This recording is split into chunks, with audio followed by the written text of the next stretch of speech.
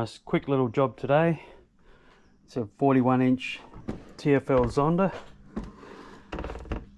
This is the purple one, or purple with, goes from purple to blue depending on where you are, and in the sunlight the color change is even more dramatic than this, so they're pretty cool. They do a green one and can't remember the other one. I think it's red. Yeah, it must go red and orange or something. I can't quite remember, but yeah, it's all on our website. So comparing this to the mini Zonda that we've been working on lately, this one that I put an outboard on, everyone should know about that. This is 26 inches long, I think, something like that. This is the 41, so this is the original one, and this is a smaller one that they do. We're just concentrating on this one today. This is a boat that a customer has purchased, and he's asked me really nicely to swap out the cables from the two-piece that TFL used to the one-piece version that you'll find on most any other boat. I'll go through the advantages and disadvantages of that a little bit later. Okay, so this is how we sell them. They can come in different configurations. The standard configuration is 36mm motor, 120 amp speed controller, fiberglass. This one's full carbon fiber, 40mm motor, 2000 is a kV that I specify with these, and the Hobby Wing 180 amp speed controllers. They have the EC5 plugs on them. The water pickups in this one is in the rudder. You can see the dual feeds going to go in and going to come out the side of the boat, to each side. TFL don't generally fit a servo or give you radio gear. They can do that as well, but the radio gear is, you know, fairly cheap. It's just the Fly Sky 2-channel radio that does work. It's fine. I use it in a few of our boats, just because the receivers are so cheap. If you get them wet, you just throw them away and just buy another one. But I'd prefer to sell these. I order these without that stuff. I'd prefer people fit their own radio gear and a good quality servo. The only servos you're going to get from TFL are just like a 6 kilo servo, which does a job, but you know, a 20 kilo servo that's waterproof would be so much better. That's not an option with TFL, so I don't order boats with that. They call this an almost ready to run setup. If I was to order it in an RTR, you would think that would be everything. Like with a car, you get your battery and that and ready to go. Boats aren't like that. Not from TFL anyway. You don't get batteries in any RTR boat. So what I'm going to be doing today is swapping out these cables, like I said.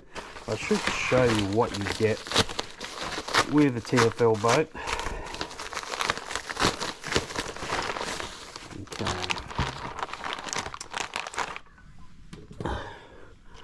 So like I said, this customer's asked me nicely to swap out these cables. It's not something I would normally ever do, but this is a long time customer, so you got to look after your loyal customers. So I will bend the rules for this and do that.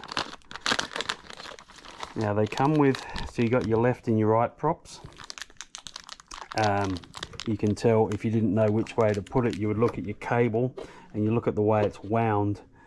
This one on this side is wound this way, the high side is that side, and low side's this way. That tells you it's a normal, what we call normal rotation cable, and that turns backwards, anti-clockwise, counterclockwise as Americans say. So these props are going to spin outwards. That's the way TFL like to do it. I believe Pro Boat, when they were making the Zelos, they set them up where they would spin inwards. Now there's advantages one way or the other. It's up to you. You can easily swap it over if you don't want it to spin outwards. So the props they're putting with these are a 4214. You run this boat on 6S, it's going to be pretty fast, but you know, if you want something more, you know, crazy, just swap out the props to a bigger one. They're always conservative with their prop sizes. not just TFL, but pretty much all boat brands.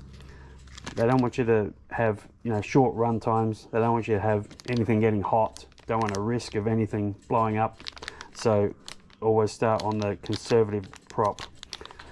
So that's what they'll do there. Some people will buy a boat like this and never had a boat before. So the last thing anybody who sells boats wants is, you know, someone to buy a boat and just write it off on the first, you know, first outing because they run it into a bank or something like that.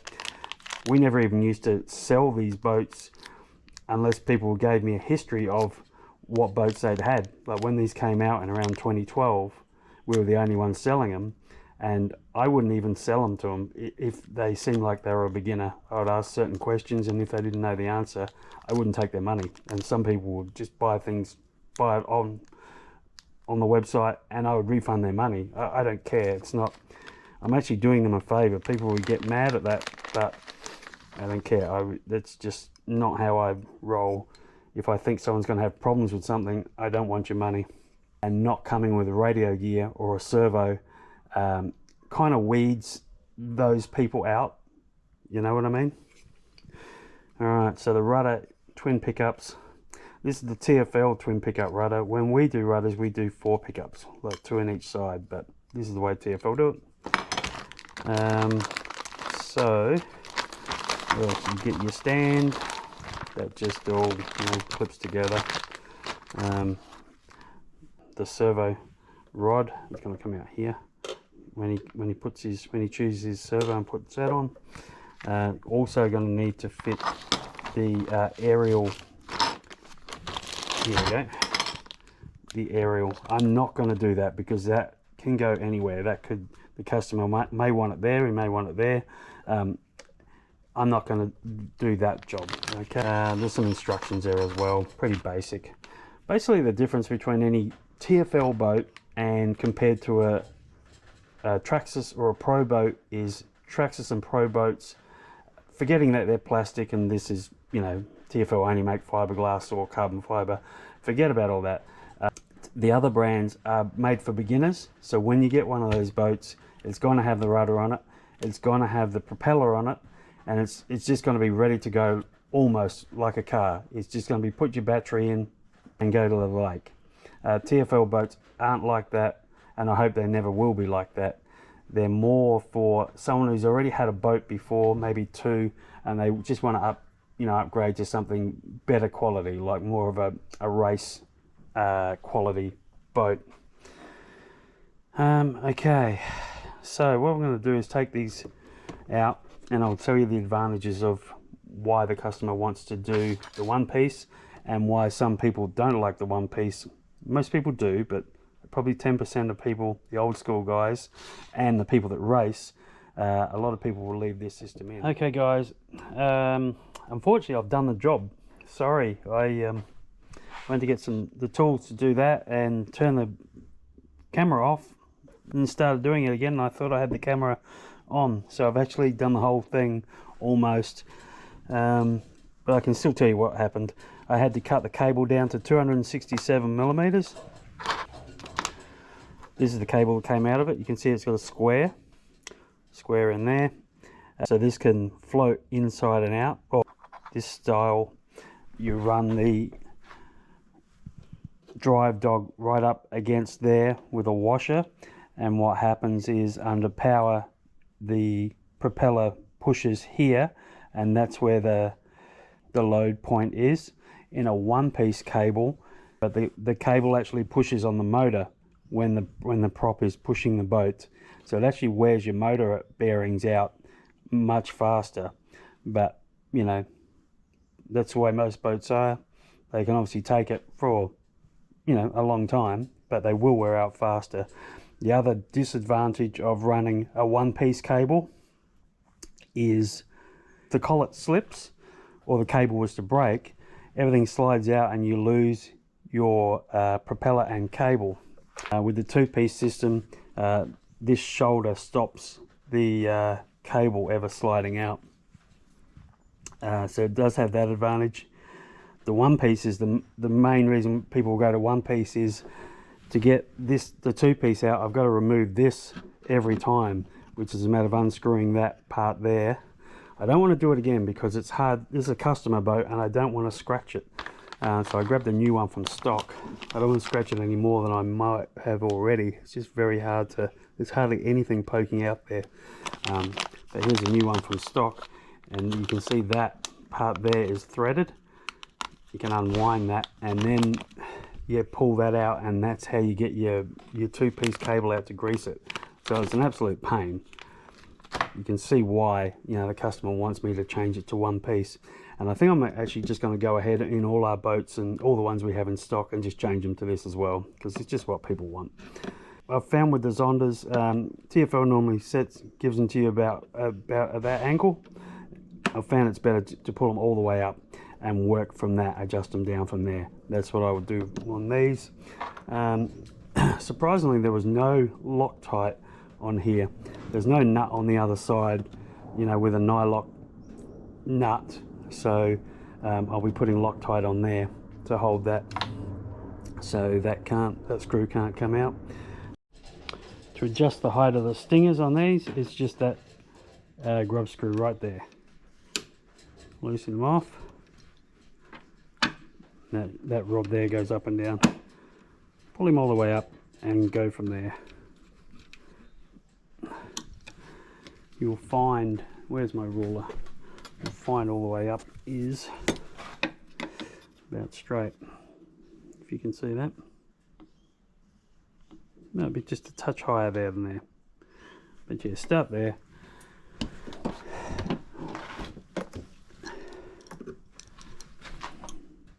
I probably wouldn't go putting Loctite on this grub screw because it's only it's the smallest one, 1.5mm hex, so it's a pretty simple job to do really. But like I said, I'll probably just do it on all the boats we have in stock. Like I've got not much to do, you know, but whatever. It's a good chance to actually check them as well, make sure they're good before they go out. TFL never cut the red wire in one of the speed controllers to stop that feeding power to the receiver. What happens is the receiver puts out 5 volts on the red wire to power up your receiver and drive your servo. When there's 2 of them, they're both sending 5 volts to the receiver, which is okay. It doesn't send 10 volts or anything. It's just still 5 volts each side. But when the boat goes around the corner, on the inside is more loaded up, and I think the voltage can change possibly. You know, so the best thing to do is just cut the power to one of them. I always choose this one. It's just what I do. So TFL don't cut that wire. And pretty much anyone who builds a twin motor boat is going to cut that wire.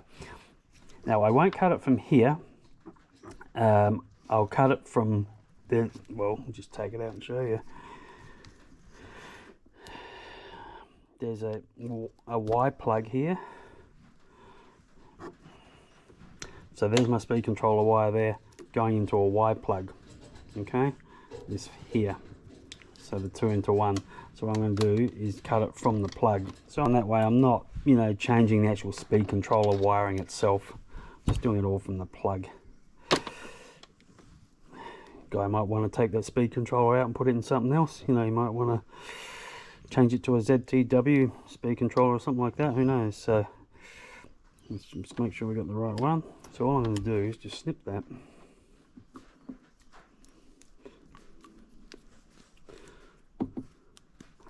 So like I say, it obviously works without doing it, because every TFL boat with a twin motor is sold like that, but I don't do it.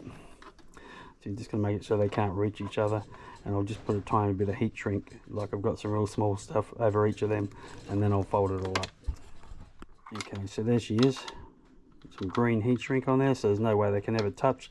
Even if they were to touch, you know, it's just connecting back up with what it was doing. So I don't know, and I'll be honest, I still don't know or have ever experienced a problem with them both connected up. You know, people have had speed controllers fail, you know, in twin boats, and of course, you know, they'll just blame that if they haven't cut the wire. But I actually don't know why it would do it. You know, like I said, it might drop lower than 5 volts on one side when it's loaded up, but even then, it's in parallel. I don't really know why. Maybe someone could say in the comments, like, if you think you know why it could cause a problem, tell me.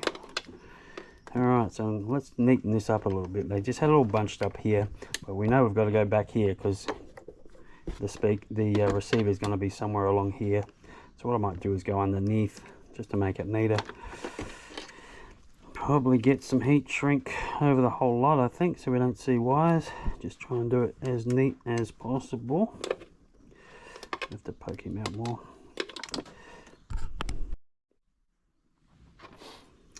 Alright, so I've just heat shrink that up. Now I'm just going to feed this wire up underneath there and hope it gives enough slack to get up to here. I mean, the customer may undo all this. He may not like this idea, I don't know. He builds boats of his own, that's for sure. Much more expensive than this. So he may have a different idea to neaten it up. But yeah, I'll just do what I would do if I was doing my own boat. Okay, so I did all that and then the wire wasn't long enough to reach there. Now we're going to start all over again. Just trying to make it super neat, and it just takes so long to, you know, do that. They say when you're building a car, the last 10% takes 90% of the time. No different with boats. Yeah, I'm gonna have to go have all this poking out here to make that reach there, just in case he wants to go over there. Okay, right here, just another thing I would normally do if I wasn't doing this. I always put a little bit of hot melt glue on the joins here, just so they can't come off. But this is going to be wrapped in this, it's not going to go anywhere.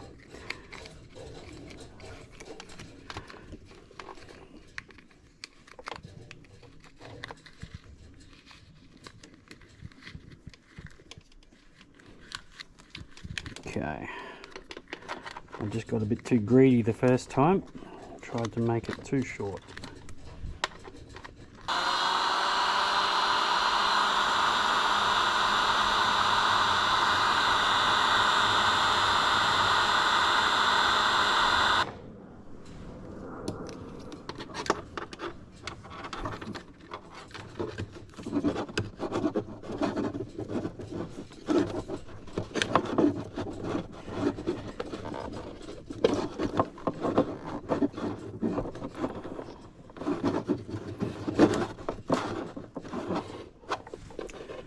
Alright, so I imagine the receiver is going to be under here. Yeah, the receiver is going to be, you know, here somewhere. So it's going to give him plenty of room to do that. Alright, it's a little bit more hidden. Actually, there is one more advantage with the two-piece cable over the one-piece cable. It kind of makes you grease your cable better with the two-piece. Because what happens, you have to take this arm off. If I grease the cable, Father going to the left, he's going to do it a tiny bit because this is not how I'm going to do this. You know, you got a 316 cable there, a 316 bearing there, and then all your grease just stays on the outside. But if you take that off, you've just got your cable going into your stuffing tube there, so you can get way more grease in there rather than all just staying on the outside. What I'm going to do is actually pump the grease into here, and when it gets up to here, you know, just wipe it as much as I can, so that will be covered in grease. Now, prop rotation. So left and right, so that means left is anti-clockwise or counterclockwise. These props are going to spin outwards. If you set it up so the props spin, grease. Just trying to put this greasy thing down without making too much mess. If you set it up with the props going in, you can see the props are pushing down and lifting the boat up. So TFL like to go out, but I don't think it's the way everybody does it, but that's just their way. And let's find a bit of chat GTP and see which one they suggest. Alright, so I've just typed in counter-rotating props on twin motor RC cat direction. Asking about twin, yeah, okay. Here's the correct setup according to chat GTP. Looking from the back of the boat, stern view, motor's in front of you, left port, it spins counterclockwise. That's the way that this is saying to do it. Right is clockwise.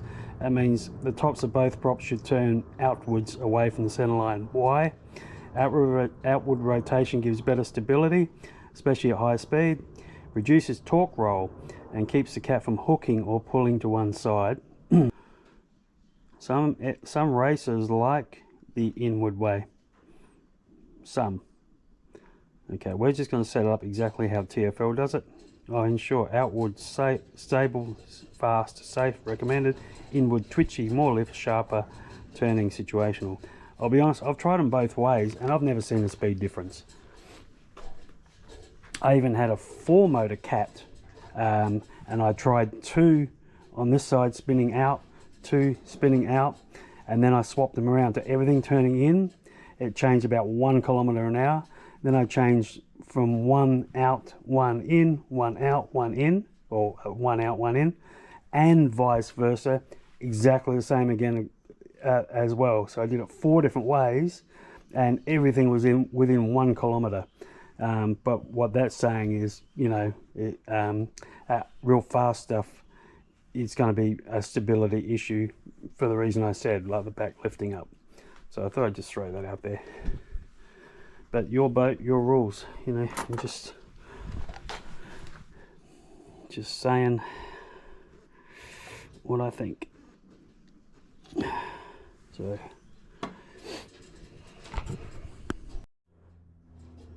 while my syringes ran out of grease, suppose talk about that. Just high temperature wheel bearing grease is marine grease. It's what you put in your, you know, your trailers on your wheel bearings. So this one's blue. I guess this is going to be the red one, so it must be the one I used last, or is it new? I don't know. There we go, that's the red one. And it's not going to make any difference. You can buy grease as well. You can buy TFL sell small amounts of grease. So does Traxxas, so does Pro Boat. But you know, a tiny little thing of grease probably costs what this costs from the, you know, auto parts store. So now I've got the amazingly fun job of refilling this. Alright, so that's in, both cables in, greased.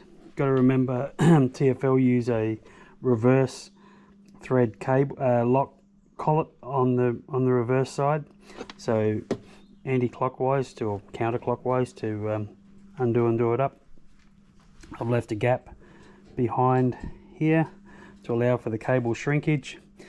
You read online that, you know, people talk about you have to use the same gap as the width of the cable, like so that would be like 4.76 millimeters, 316, nearly 5 mil. That is okay, but you can see I've gone nowhere near that. I've gone half that. That is just one of those things, like they used to say, like 10,000 steps a day, and then it turned out, you know, the guy just pulled a number out of his, you know what. If the cable was like this, in a short cable, how much can it shrink? If the motor was up here and you were running, you know, a massive prop, like a prop 3 times the size of that, and it was a super long cable, then yeah, you would need that much, need to allow that much shrinkage. But you know, the cable's like that long, running small props at high RPM, it's not, you don't need 5 mils of gap between there and there. If you did leave a big gap there, so what? It's not going to hurt at all, but you don't need to. Just a couple of mil is really enough, you know, especially in a twin as well, and they're helping each other drive, so there's even less stress on there. So yeah, just one of those things. Now I've just got to test it electrically and spin it up, make sure the motor's going the right way, and we're done.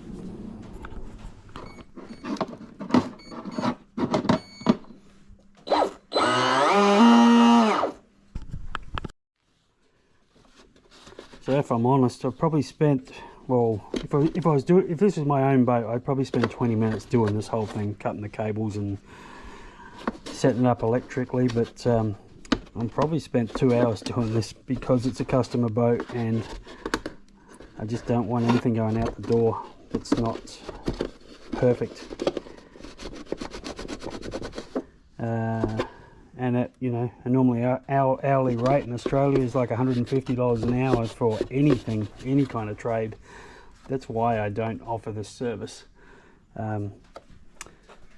for just anybody. I just struggle to have the time in the day as it is. But anyway, anybody knows who's ever bought anything off me, I'm just one email away. If you ever need anything, even if it's a small part, you're not sure about it, you've got a question, just email. I've helped people literally build boats via email, you know, so I'm always here to help.